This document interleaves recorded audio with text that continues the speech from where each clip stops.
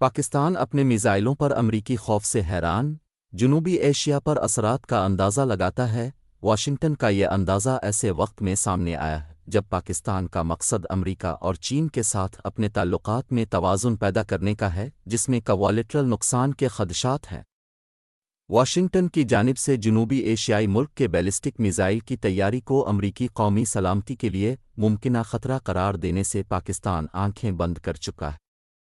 تجزیہ کار کہتے ہیں پاکستانی وزارت خارجہ نے کہا کہ 16 دسمبر کو راولپنڈی میں قائم نیشنل ڈیولپمنٹ کمپلیکس پر اقتصادی پابندیاں عائد کرنے کا امریکی اقدام جنوبی ایشیا میں طاقت کے توازن کو بھارت کے حق میں جھکانے کی واشنگٹن کی کوشش ہے۔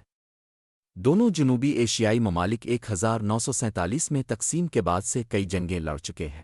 امریکہ کے نائب قومی سلامتی کے مشیر جون فائر نے گزشتہ جمعرات کو کہا تھا کہ پاکستان کی میزائل صلاحیت ایک ابھرتا ہوا خطرہ ہے، بنیادی طور پر ہم پر مرکوز ہے، جس سے اسلام آباد میں واشنگٹن کے ارادوں کے بارے میں تشویش پیدا ہو گئی ہے۔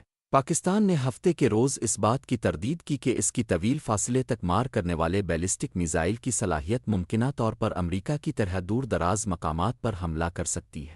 اس پر زور دیتے ہوئے کہا کہ اس طرح کے دعوے بے بنیاد اور عقل سے عاری ہیں۔ پاکستان نے طویل فاصلے تک مار کرنے والی بیلسٹک میزائل ٹیکنالوجی کو تیزی سے تیار کیا ہے۔ فائر نے کہا، اگر یہ ٹرینڈ لائنز جاری رکھیں، پاکستان کے پاس امریکہ سمیت جنوبی ایشیا سے باہر اہداف کو نشانہ بنانے کی صلاحیت ہوگی۔ مائیکل کگولمے، جو واشنگٹن کے ولسن سینٹر میں ساؤتھ ایشیا انسٹی ٹیوٹ کے ڈائریکٹر ہیں، نے کہا کہ بائیڈن انتظامیہ ممکنہ طور پر اسلام آباد کو الگ نہیں کرنا چاہتی، لیکن حالیہ امریکی تبصروں اور اس مضبوط پاکستانی بیان بازی کے رد عمل نے تعلقات کو ایک مشکل مقام پر پہنچا دیا، خاص طور پر آنے والی ٹرمپ انتظامیہ کے لیے اس سے بھی کم قبول کرنے کا امکان ہے۔ بائیڈن انتظامیہ کے مقابلے میں شراکت داری